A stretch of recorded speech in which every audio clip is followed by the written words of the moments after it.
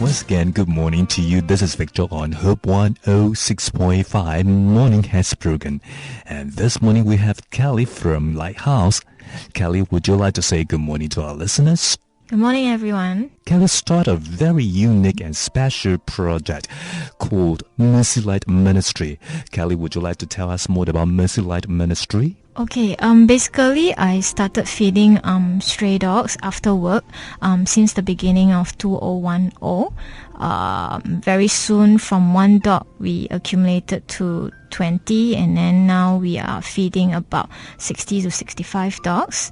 But this Mercylight Ministry started off as a dog for adoption website actually, because besides just feeding the dogs and sterilizing them, we wanted to be able to draw potential dog owners. So we started this dog for adoption website in February this year. When this website got started, we received a lot of positive responses from our congregation. Many lighters who visited the website started calling in and writing in to us in what other ways they can be of help if they can't adopt a dog, or they already have one, or they are staying in HDB.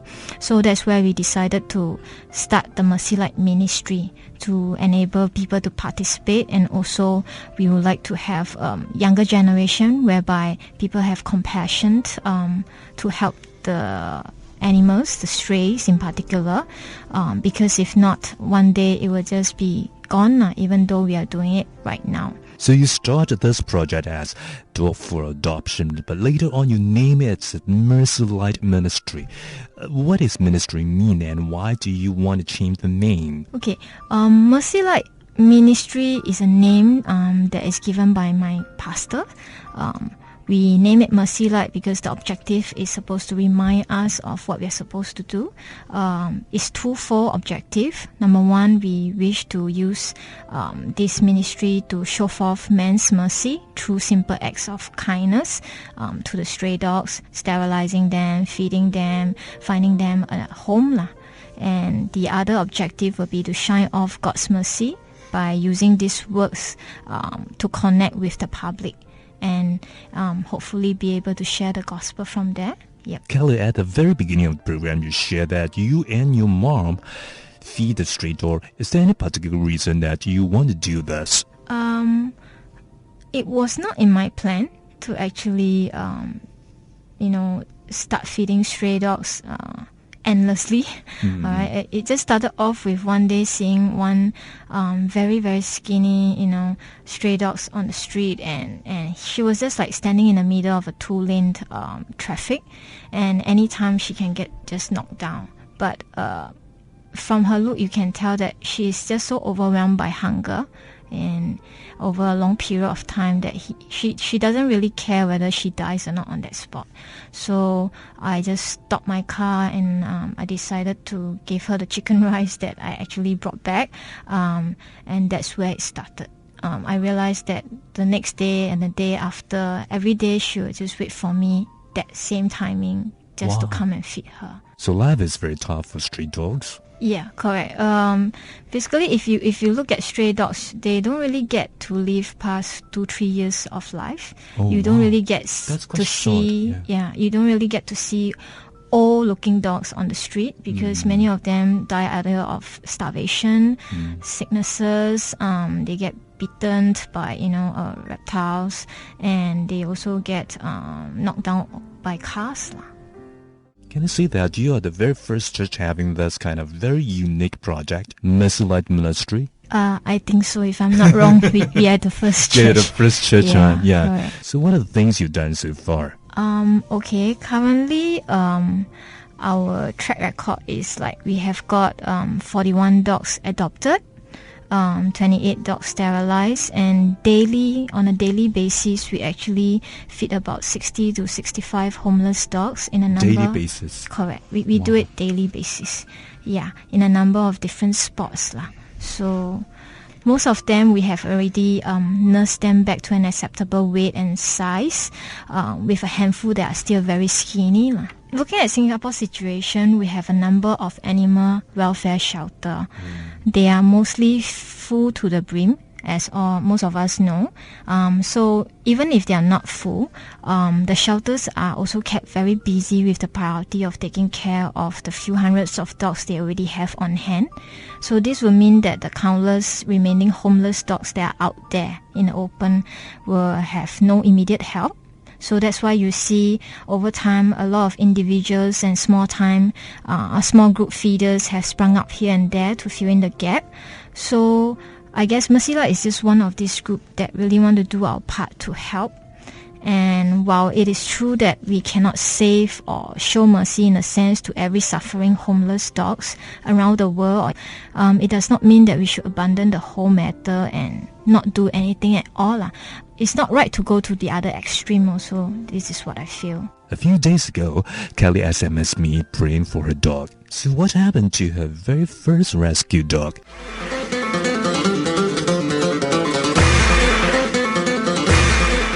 Her name is Tinker. She is the very first dog that I rescued.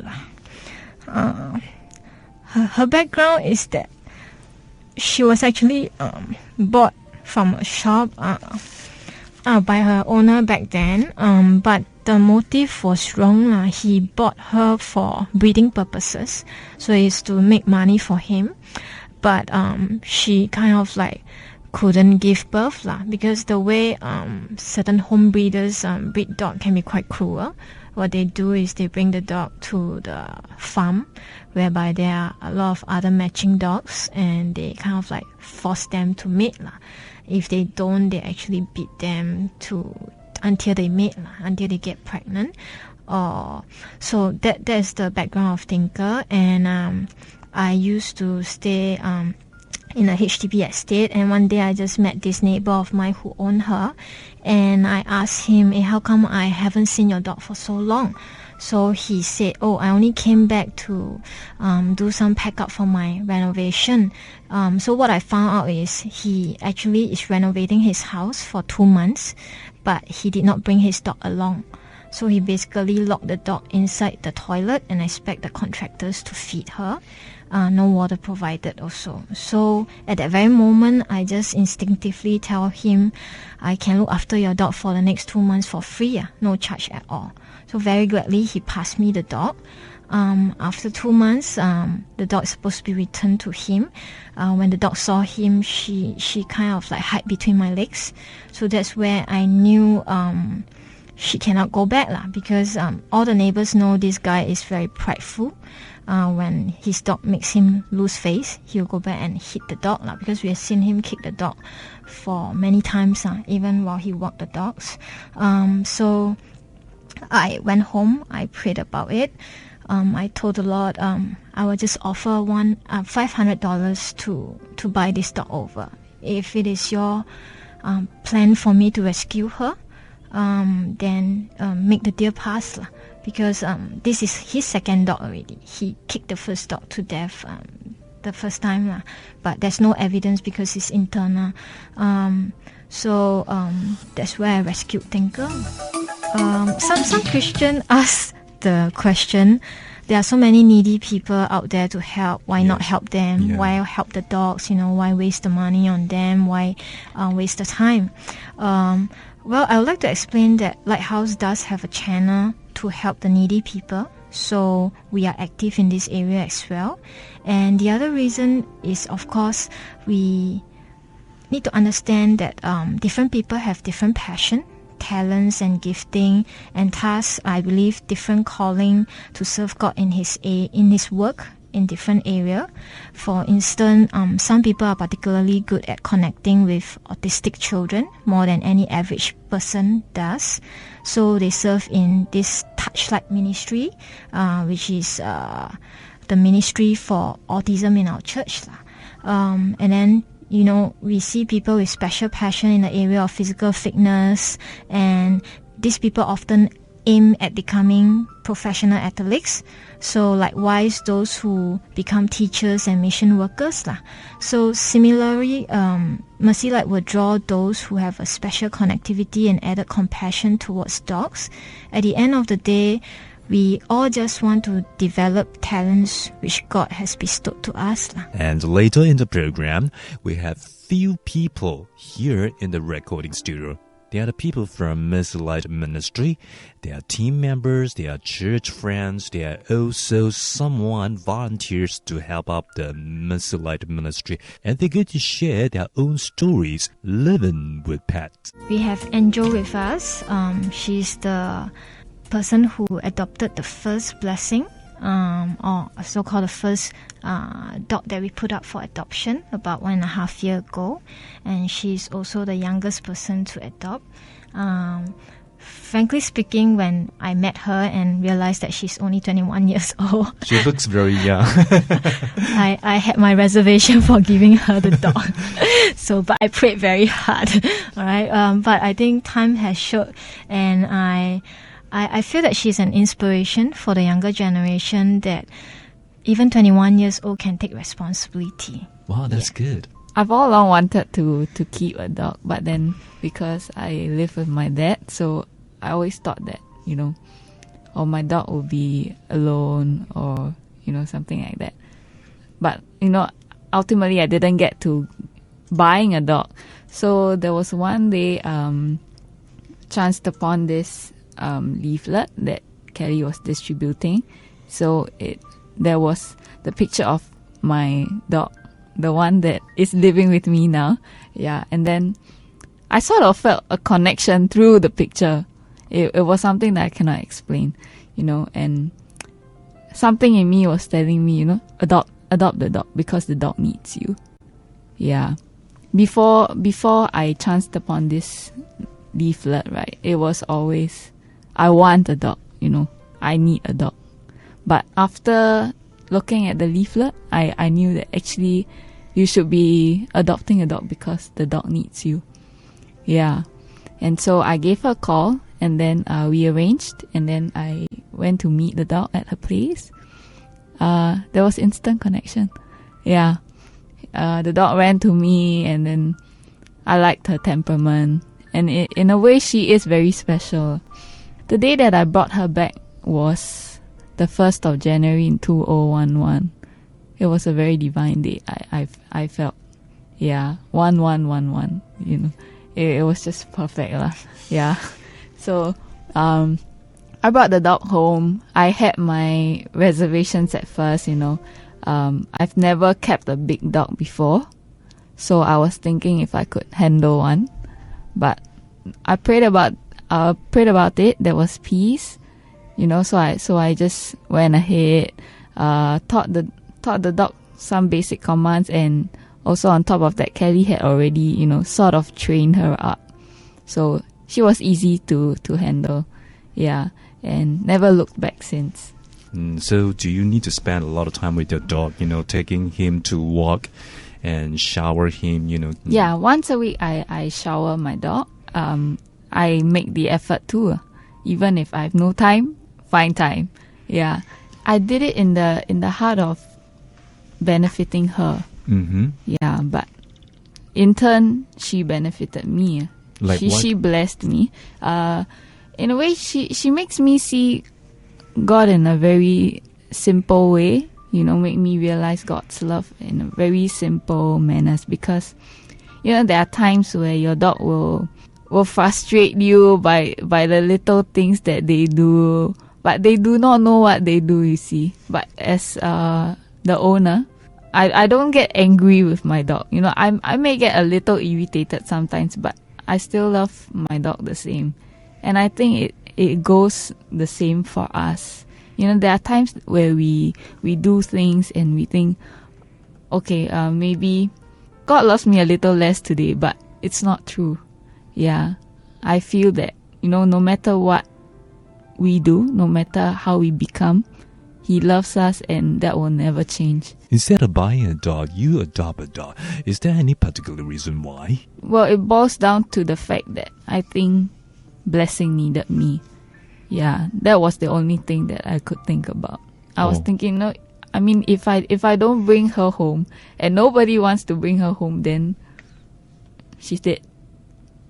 Yeah, she's really left there, either to die or to be made to die. Yeah, so I just had to do it. It was the right thing to do at that time. seeing the invisible, feeling the intangible, and achieving the impossible. Hope 106.5.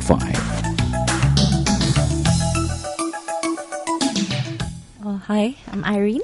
Okay, I'm coming here to best describe about feeders because I'm one of the feeder, right?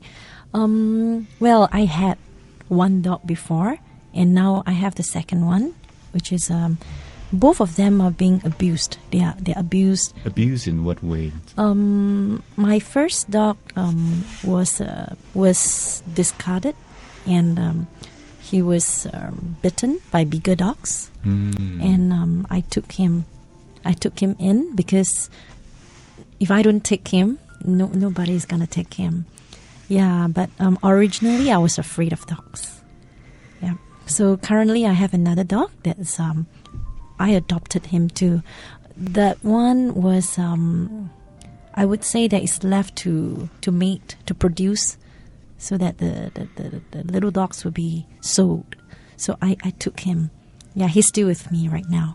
The way people look at strays, or we call that local breed, is that they attack. Yeah, they are we always say that they will violent. bite us. No, actually that's right. not true. Mhm. Yeah, because they are not like this. In fact, they are afraid of us. They are afraid of us, and they can really feel how you feel. So if you were to come up and you want to attack them, that's where they will protect themselves. But if you come with a heart to love them, they will love you more. Oh. Well, for me to join this feeding, we call it the Mercylight ministry, I was actually driving, and I saw these dogs crossing the road, and from far. So I'm always on the lookout for dogs crossing the road. Yeah, so I put the hazard light and slowly caused the cars behind me to stop, and so that I allowed them to cross. And at that moment I prayed. I said, God, I don't know where these strays are from, but I want to be involved. And within about 1 month, I got to know Kelly. And that's where I started the feeding. I think that was like last year. Yeah, about the temperament of the strays. When I went down, well, they are always welcoming. They're always welcoming, and even though they are hungry, there are times when, because of my commitment, my working schedules, I can be late like half an hour, but they never throw tantrum. They're always there waiting, and the moment they see me, they forget about all the waiting. They're there to welcome me. Yeah, many ways of welcoming. Some they have different characters, just like us. Yeah, some they'll wag their tails. Even the way they wag their tails are very different. Some will leap, they'll run and will leap, and every one of them will have a grin on their face. You can tell. And well, there are those that they love to eat, and then there are those that will really come to you and they will greet you first. They will want you to touch them. To talk to them, even though they need the food so much. Yeah, and after feeding, they never just walk away. They're always around and always want to be loved by us. Yeah, but the thing that I realized is that they really showed me love.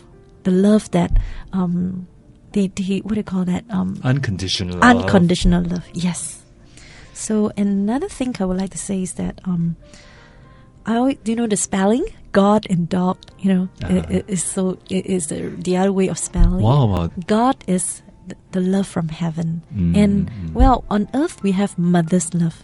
Mother's love is the closest to the God's agape love, but I feel that dogs, they are the creation that they have the love close to agape, but from animal, another creation. Yeah, so talking about adoption, I would love to adopt one more, but it's that we have the restrictions of not having two dogs at the same time. Yeah, actually, I would love to adopt another dog. And to people listening right now, especially if they're considering whether they should adopt, I feel that dogs will definitely give you the extra love and presence in the house. And many a times people hold back is because they are concerned that, can I give, will the dogs require too much from me? But if you would take the first step, you will realize that you thought you have so much to give, only to know that you have so much to receive from them. Yeah. The first ray of sunshine after a storm is always a welcome sight. The dawning of a new day brings new hope and new beginnings. Move on by anchoring your hope on the Almighty God, the one who holds everything together at the palm of His hand. Today can be different. This is Hope 106.5.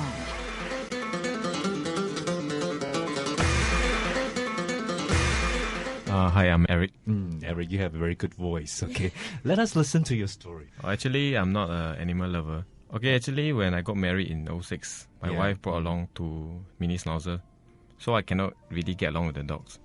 Every day I go back, I feel, wow, why is the house so smelly, so dirty? You just can't stand the smell. I cannot stand. Then sometimes during clearing the mess, I will become very upset. After I get along with them a few years, I felt that no matter how you treat them, they still love you. Yeah, when they come to you, you just push them away. But when you reach home, they will come to you. They show you how they really love you so much, which I don't think a human will be able to do that. So Eric, you also one of the volunteer help out the Mercylight ministry? Actually, I feed once a week. Kelly supply the dry food.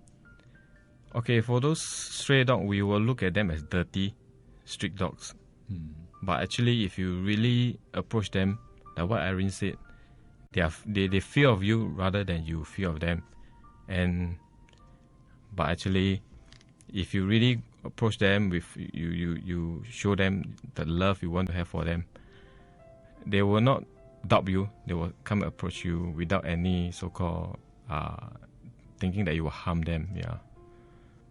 This is a wrong concept of thinking that people think that this dog will attack you or bite you, which they will never do it unless you provoke them. Yeah. And in the process, I also adopt another one. So currently I have 3 dogs at home. Yeah. But actually, I did pray about it. Actually, through Irene, this dog was adopted. So I pray about it. I got no answer from God. So when I went down to see the dog, somehow there's a compassion. I felt that I want to adopt her. And my wife was very surprised. She said, I never know that you really want to adopt this mongrel. So somehow now she's very happy staying with us. I name her Joy. Yeah. So because she can bring joy to us and to everyone also. I think the money is well spent, the time also. For the two dogs at home, they are toilet trained, the 2 mini schnauzer. For Joy, we bring her down twice a day. Yeah. Then bring her for walks. She's very active. I really love them. I think God really changed me. Wow. Yeah. Celebrating life at its fullest. Right here on Hope 106.5.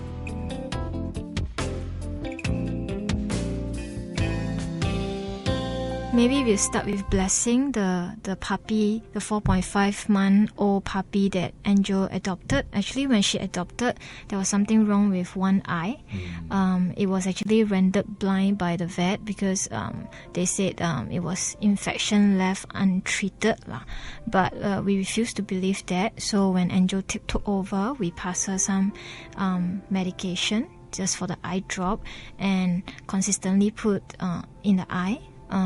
Currently the eye is perfect now. There's nothing wrong with the eye. And also we have another case whereby 2 dogs were adopted by a couple, and a week later they were discovered to contract this deadly virus in dogs called parvovirus. So when we went to the vet says 40% of survival, and she told the lady straight in the face that she ought to put them down since she only had them for 1 week, and she commented that they are mongrels anyway, as in street dogs. The couple refused and also didn't want to give up ownership, because most people would have given up ownership. It cost about $2,000 to treat the parvo, but she insisted on saving them. So we discussed, we shared the expenses, and that lady was not a believer, but every day we would just go down and pray for the dog, ask the immunity system, command the immunity system to work and to respond positively to the treatment. And to our surprise, within 1 week, both of them recovered, and they are now very, very healthy and active dogs. In fact, this lady, even though she kind of had not very pleasant experience adopting 2 dogs with us, this month itself, June, she came back and she adopted the 3rd dog from us, because I think she knows that we are responsible in that sense for the dog. And parvovirus is something that is unexpected because it takes like 1 month to incubate. So at the point of time, there wasn't any sign of unwellness, and it just came out suddenly. Yeah, and of course, the story about Wrinkle on our website about how he was kicked in the face and lost his sight. The doctor say he's confirmed blind, and he lost all his canine teeth, and they just told us to put him down because even if he recovered, he will be blind permanently, so there's no chance of adoption, and he will just be locked up in a kennel forever, and no kennel will really want to take him because a blind dog will need 24-hour supervision. So, but against all odds, we just decided to pray and trust God. So over 2 weeks to 1 month of recovery, we saw miracle one after another. The eyesight came back, the jaw went through operation and restored, and he also had some strong teeth left, which is to everyone's surprise, and that enabled him to eat. So today the owner says that if you give him a soft toy within 10 minutes or 5 minutes, he will tear the whole thing up. So his teeth is strong and he's living well. All right, Kelly, tell us, how can we join or how can we help Mercylight Ministry or the homeless dogs? Okay, there are a few ways that you can join if you want to. If you can commit to like 1 hour per week on a fixed day regularly, you can join us by being a feeder. Any day?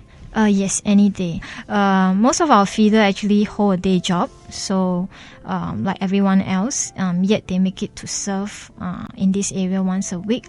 So in that sense, commitment is required. And also another area that you can help out is if you have experience of taking care of a dog, you can be a fosterer. What makes a good fosterer? As long as you have the heart to take care of a dog as if it is your own pet dog, I think you make the mark. And usually it's about for an interim period of 2 weeks to 2 months until a suitable family comes along. Kelly, do you have a number to call and a website to log on to further study to understand the Mercylight Ministry? Sure. One way is to log on to Lighthouse Evangelism website. The other way is they can call me at the church number 6363-6776, 6363-6776, and look for Kelly. And the other way will be email us at blessings77777@gmail.com. And how to adopt a dog from Mercylight Ministry?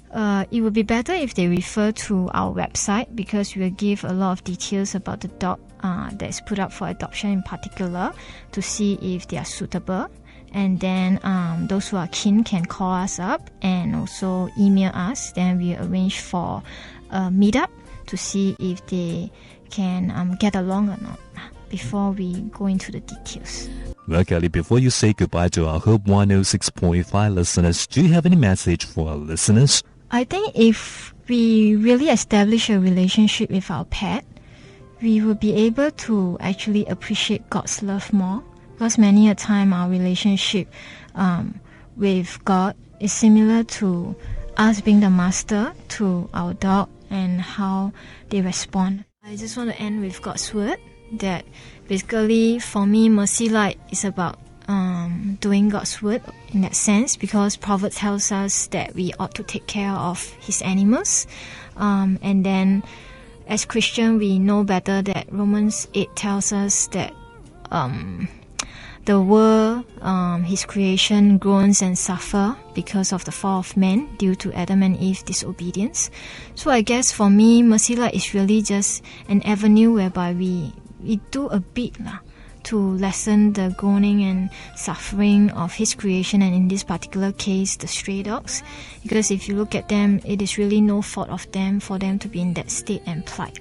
Well, thank you very much, the team members and friends from Mercylight. If you want to volunteer and help out this ministry, do log onto their website, or you can log onto the Lighthouse website and look for Mercylight Ministry. And this is Victor signing off. I'll see you again next week on Hope 106.5. Morning has broken.